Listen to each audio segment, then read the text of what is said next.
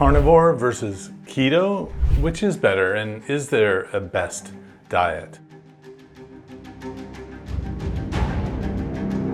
Hi, I'm Dr. Eric Westman, and welcome back to my channel where I review and debunk nutritional misinformation online. Thank you for sending this video. This is a video by Dr. Ken Berry, who has his own following on the internet, a family medicine doctor who has been using low-carb, keto, carnivore diets in his practice for, well, I think 20 years now. And let's see what he has to say about carnivore and keto. And while we agree on lots of things, Dr. Berry and I, we don't agree on everything.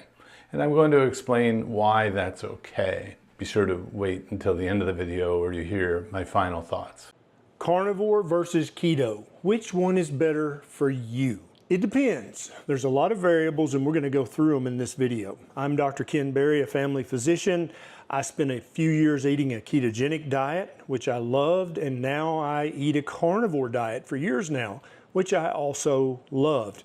So always consider the source. If you're new to my channel, I always want to have you think through who you're getting the information from. I value doctors who have been in the clinic or in the clinic now because they're having to deal with the real world situations that people are in, as opposed to someone who's just kind of giving out information. It worked for me, therefore it'll work for you. So I really do value the clinical experience if you're looking for a clinical kind of solve, or you have a clinical problem that needs to be solved, like diabetes, high blood pressure, obesity, that sort of thing. So in fact, Dr. Berry has invited me to his conference. I've spoken there. I got to meet him and his wife, and I think they have a reasonable approach. But so carnivore versus keto, if you step back, it's kind of a false choice, isn't it? I mean, there are other ways to be healthy, I believe, and just having this is a... Anyway, we're going to talk about just the small differences here, carnivore and keto. And in Dr. Berry's situation, he had personal experience with doing a low-carb diet to reverse his own medical issues. That wasn't my story. I saw two patients do it in front of me. And it wasn't my own personal journey that got me into this field. And so I wanted to collect information and more data based on the experience that I saw people have. And so we started publishing papers on low-carb, keto diets. Going back to our first paper was 2002. So little different ways of getting into this field I think are important. Some doctors come to this, and even influencers, because of their own personal experience. Others come in because the science is there, and it's just like using a drug. It's a different tool, and you just want to keep that in mind. I want to thank our friends at Element for sponsoring today's video. Element has a great mixture of sodium, potassium, and magnesium, everything you need on a keto diet. But specifically, this raw, unflavored version, which is labeled with a blue, teal-colored banner. This teal-colored, raw, unflavored version does not contain stevia, sugar, or any additives except a science-backed mix of 3 electrolytes our bodies need in quantities that have been already measured out for you. This is great for a keto diet, but most important thing is that it tastes great. As you know, electrolytes are really important, especially if you're following a keto or a carnivore diet. Element is offering you a free sample pack with any order. That's 8 single-serving packages, free with any order. That's a great way to try it out and to share Element with a friend. Get yours at drinklmnt.com/Eric Westman. This offer is only available at my link, drinklmnt.com/Eric Westman. You'll find that in the description below. Thank you, Element, for sponsoring this video. I made those changes for specific reasons, and we're going to go through some of those reasons in this video and help you understand that carnivore versus keto is not a debate. It's a choice. It's an option. And there are reasons to make one choice over the other, and that's what I'm going to try to help you understand in this video. So I like that presentation of it. There's no one right answer, I don't believe, although you may have better experience with one approach or another. It's almost like we're teaching how to build a diet that's healthy with some basic principles, and then you can find the nuance that works for you. 25 years ago when I got into this, the low-fat diet, super high carbohydrate diet reigned supreme, and now sort of the pendulum has gone all the way to the other side is, well, what about a zero carbohydrate diet? And how much can you add back in and still maintain health? That's really where the world has come in the 25 years since I've been in this field. Keto is usually best for people without severe inflammation or severe autoimmune conditions, or people who want to lose 20, 30 pounds, 40 pounds. They've got prediabetes, they've got hyperinsulinemia, their blood pressure's a little bit high, they're a little bit overweight. Those type of people, that keto is perfect for them. Now, those people can also eat a carnivore diet as well. If they are happy with just eating meat and eggs every day, then that's also a viable option. So Dr. Berry is getting into the idea that we know, if you come to me, you're a patient of mine, that I will know which one is better for you without your personal experience. And I'm not so confident that we know the difference. So that the science, the publications that are out there, says keeping the carbs really low, having nutritional ketosis around is therapeutic for lots of different things and can actually be a healthy lifestyle. And that's a huge difference from 25 years ago when we first started doing the science on this. But the data or the publications on carnivore are back sort of where I was 25 years ago with low-carb keto. Now, you could say we can't wait for clinical trials and all that, and I know there's a grassroots movement, and yet you want to be careful of, well, that person had benefits, so I'll follow that person. Well, so there's a balance between a grassroots movement where people are changing and having results, and the clinical trials that are either validating or comparing to other different approaches. And it's been fascinating to watch this change over time because so many people have watched an influencer rise out of bed who was bedridden for so long with juvenile rheumatoid arthritis, and so many other people have tried it because of that. And so carnivore, as a way of reversing things, as we're hearing, can be very effective. It hasn't been compared to other different approaches, so it doesn't mean other approaches can't work. But there's certainly a strong signal about autoimmune issues getting better, and yet I can't find research publications for you documenting that. And when I think back, the medical science was 30, 40 years behind Dr. Atkins because we did the science 40 years after Dr. Atkins was using it and writing books about it. So it's very possible that the medical science is just going to lag behind, and it's the clinical experience of people like you that are going to change the medical world. I would love to see a rheumatologist office just try these kinds of diets versus drugs it doesn't have to be a randomized trial. So in my practice, I don't see lots and lots of people with rheumatologic diseases, but I've certainly seen anecdotes and cases of people getting reversal of these issues. So the interesting thing here, again, I'm just saying there's a grassroots change of people. There may be comments below this video of people having results, and I don't dismiss that anymore. I mean, I guess I used to.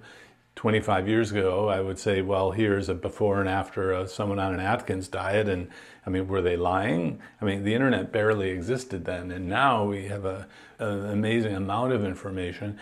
But so if you only take the good results, though, you don't see the negative results. And that's a problem with grassroots change and internet influence, because you're not going to hear the people who don't do so well.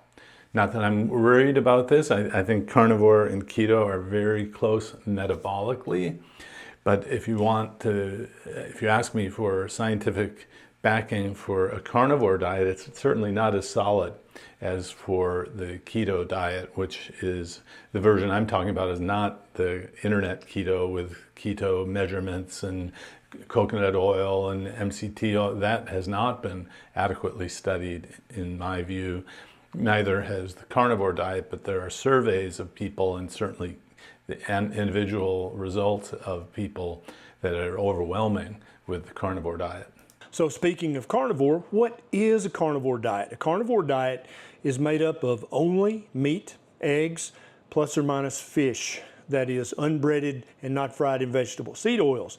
That's a carnivore diet.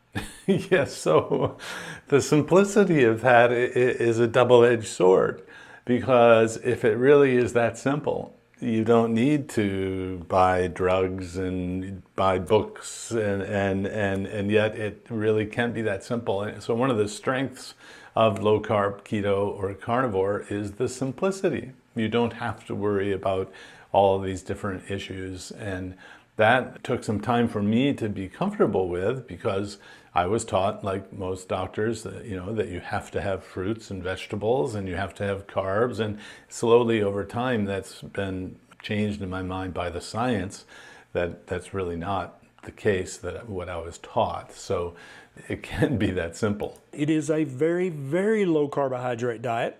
It is even more low carbohydrate than a ketogenic diet is. It is essentially zero carbohydrates if you don't count the glycogen that's stored in the muscle and the organ meat. It is made for people with autoimmune conditions or severe autoimmune conditions. Carnivore is made for people with severe inflammation in their gut, in their skin, in their joints. It is made for people who have a severe sugar addiction, carbohydrate addiction, or who have food intolerances. So the language matters to me, as you know, and so I think this dietary approach can be very helpful, and can, I don't know, let's test it. Take 100 people who have severe rheumatologic autoimmune problems, 50 people. Let's put them on a carnivore diet with medical supervision in a clinical trial, so it can be published in an indexed journal, and follow them over 6 months, see what happens to their rheumatologic issues in a controlled setting. Now, the controlled setting is important because you don't get the capture of everyone's experience if you're just looking at internet anecdotes. So the grassroots noise or signal that we hear doesn't tell us if someone tried it and they didn't do so well. And one of the issues that I struggle with the science and the clinical experience is this idea of oxalate dumping. And I've kind of resisted the urge to talk about it, because in my practice I don't see it. And yet now people are coming to me who've done a carnivore diet, and if someone even brought their little crystals to me to look at. I haven't been able to analyze them, but so is it possible that a keto diet, the transition with some greens in the diet, will prevent you from oxalate dumping? And that is something that Sally Norton has talked about a lot. And so that might be a reason for a transition to the carnivore diet. But I certainly would like some science around it. Again, taking 50 people, it doesn't take many people when you have something this strong to show that it works, but it takes more and more people to show that it's safe. And so we're here today with the carnivore diet, the same spot, I believe, where I was 25 years ago, just looking at low-carb keto diets. And the science may bear out that this will work for, I don't know, 50% of people with autoimmune, 100%. That's where we don't know. You can't know by just looking at people who have had positive results. That's like looking at the numerator without looking at the denominator of those who it didn't work for, or they had side effects, or just couldn't do it. But I'm enthusiastic and optimistic because I've seen this kind of approach fix so many things doctors can't fix, that we need to be studying this. So I guess I'm coming back to, no, these diets weren't made for those, but his language is that, yeah, they're very good and can be corrective for this, but we don't know the percentage of folks. One of the other interesting questions that I would love to see a study, or maybe you could give me your comments below, is while you're following a carnivore diet, what is your ketone level? So is the carnivore diet necessarily a keto diet, meaning are your ketone levels up above 0.5 in the blood or trace or more in the urine, or positive on the breath? So this is one of those nuances where I even have observed that the drug studies aren't measuring ketones in their studies, because it would be a detractor if you put someone on a medicine, a GLP-1 for weight loss, and they had ketosis. Oh my goodness, then people would worry about it. And so they deftly, strategically, I'm sure, didn't measure the ketones in these clinical trials. When if you're massively burning fat and losing weight, you really are in ketosis, whether it's measurable or not, meaning that your body is burning fat. Another nuance, do you need ketones around? If you do carnivore and you don't have ketones, do you lose out on the pro effects of ketones being a little bit anti-inflammatory? Another kind of advanced question, but we're all, on the same team here, keeping the carbs super low and looking at the fine tuning of very effective approaches. It's basically the ultimate elimination diet, as meat and eggs are some of the most uninflammatory foods on planet Earth. Well, on planet Earth, well, again, some people aren't affected by the foods that cause inflammation in some other people, we think. So that's kind of the clinical gestalt, or some people can eat vegetables and do fine, others can't. Is there a subclinical, meaning you feel fine, but you're getting inflammatory problems from those foods, the vegetables and the ultra-processed foods, and you just don't know it? And that's something that biologic measurements in the blood or how you feel could work out, or the skin. All these things could be from something in the food that is an inflammatory actor or irritant. And when you do a carnivore or keto diet, you're eliminating all of those possible offenders. That, I believe, is a powerful mechanism by which these kinds of diets work. And other diets can do that too. So here again, we're in kind of the false choice of carnivore, keto, just all low carb. No, I think people can be healthy on other types of diets as well. Keto, the social benefits. So it's easier to eat in a mixed setting if you're invited to dinner or a family reunion. Eating keto does not look as controversial as eating carnivore, because you're going to have a plate of just meat on your plate if you're carnivore. And so if you have a spouse who's not really on board with carnivore, then meat heavy keto is a good option. You can be like, see, there's the broccoli. Look, I'm eating vegetables, right? Or if you have a mother-in-law, or if you maybe you want to compromise with your doctor, and you're like, your doctor says that cholesterol and saturated fat's going to kill you on carnivore, all that red meat, you might compromise. And a real whole food ketogenic diet I think that's a rational compromise. Now, keep in mind, anytime you hear me say keto, I mean a real food, whole food, ketogenic diet. I'm not talking about keto bread, keto cookies, keto cake, keto pie, or keto toilet paper.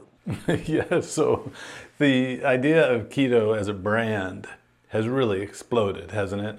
And I don't know who is advising the companies that are making the keto junk foods that are out there now. There's even a movie called Dirty Keto by Vinnie Tortorich, where he goes through all of this stuff that's being put in there. So always look at the total carbs. I mean, there are some legitimately low products that can be used for carnivore or low-carb keto or prescription strength keto, as opposed to internet keto that you might have learned before hearing us speak. But yeah, real food is key, and this means that you don't want the bars and the shakes and things that have all these additives at first, although that might be something that you could use in the long run. And I'm even hoping that the companies will come around and even make lower carb options as the technology and sweeteners and other sorts of things that they are figuring out how to use and keep on the shelf, how that evolves over time. But keeping the sugar low is the most important thing of what we're talking about. Now, let's talk about who should do a carnivore diet over a ketogenic diet.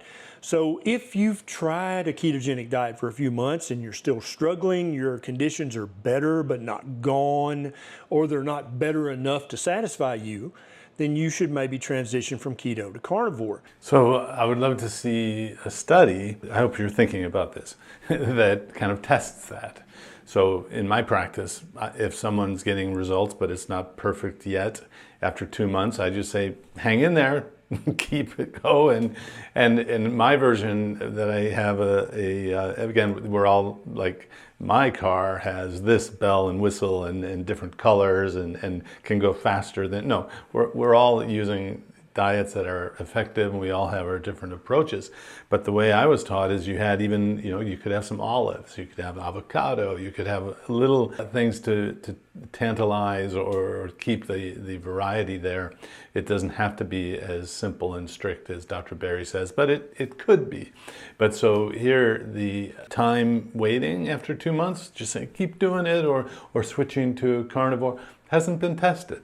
So it could be that you just need to stick with it a little longer.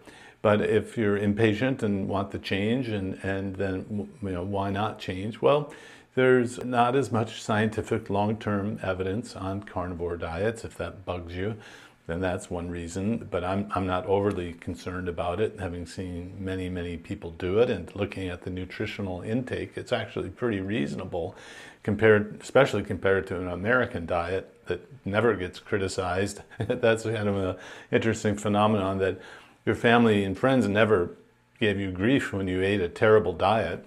And now that you're eating a great diet, they're giving you a hard time at social functions. It reminds me, when I was growing up, everyone smoked. Well, the adults did, I didn't. And, if you come and you're the first one to not smoke, because it's bad for your health, you're a trendsetter and a leader, not, people would berate you and say, here, just have a smoke, have a cigarette. Well, that's what happened back then. Now, it's not nearly as socially acceptable, but I think that'll happen too with foods over time, but it does take time to change.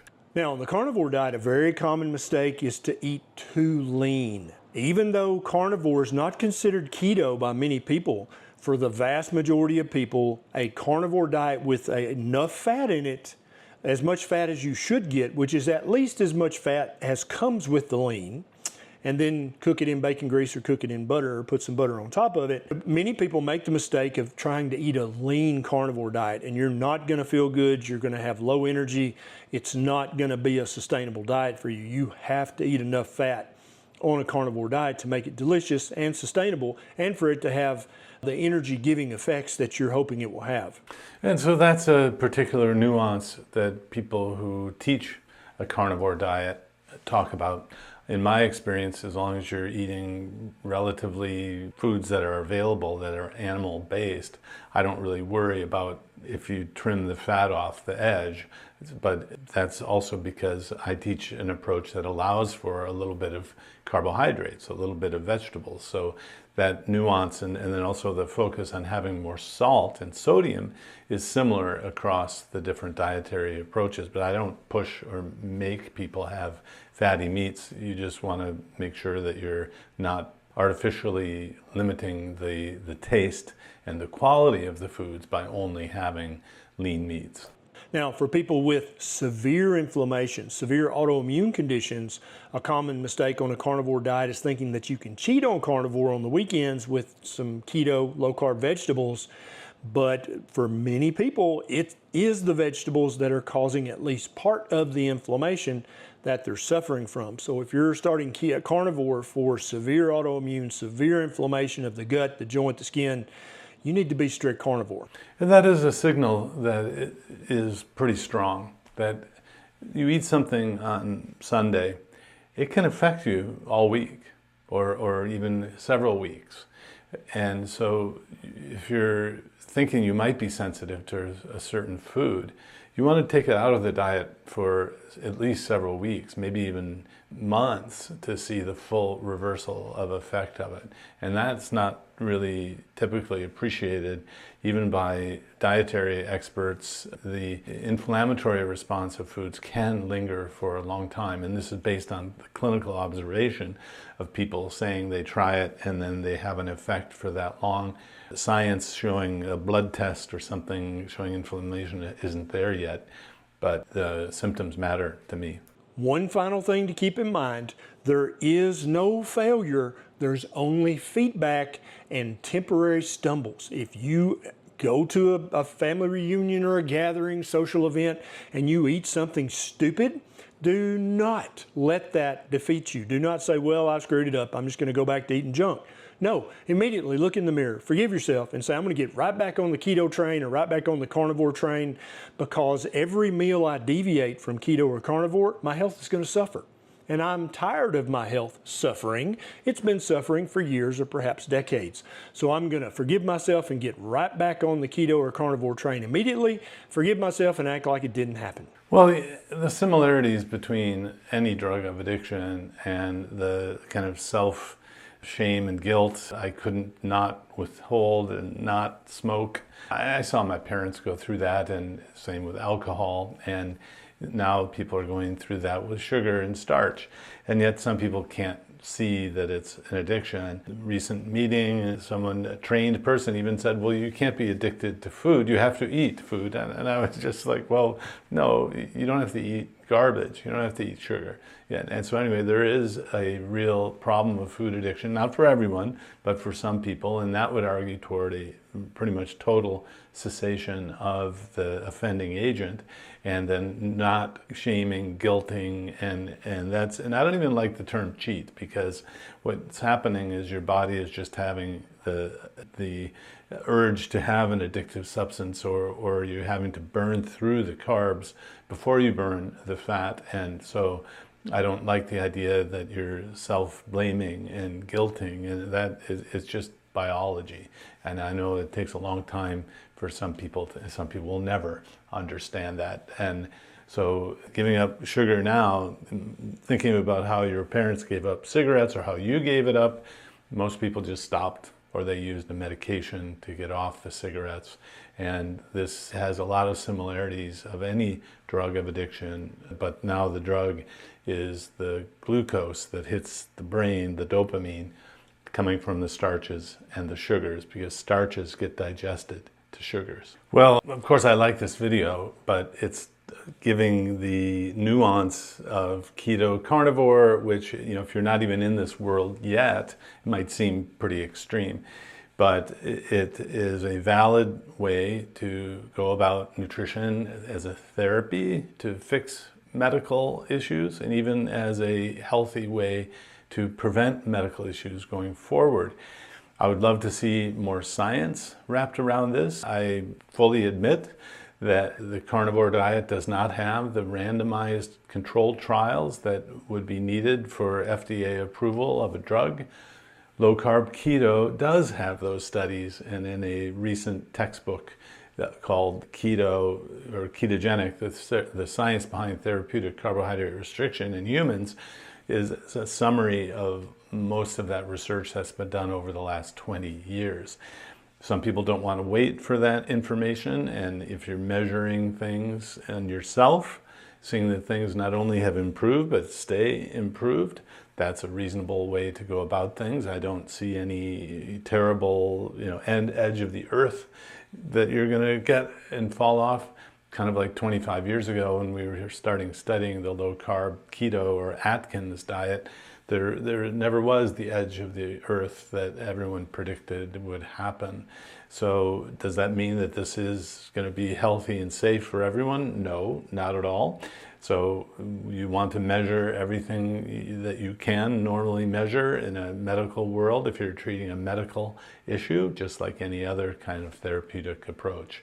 And Dr. Berry is a great clinical source, his own personal information and clinical experience in a diet clinic, among other things. He is also a family medicine doctor, talks about other things that I don't always agree about, but that's okay.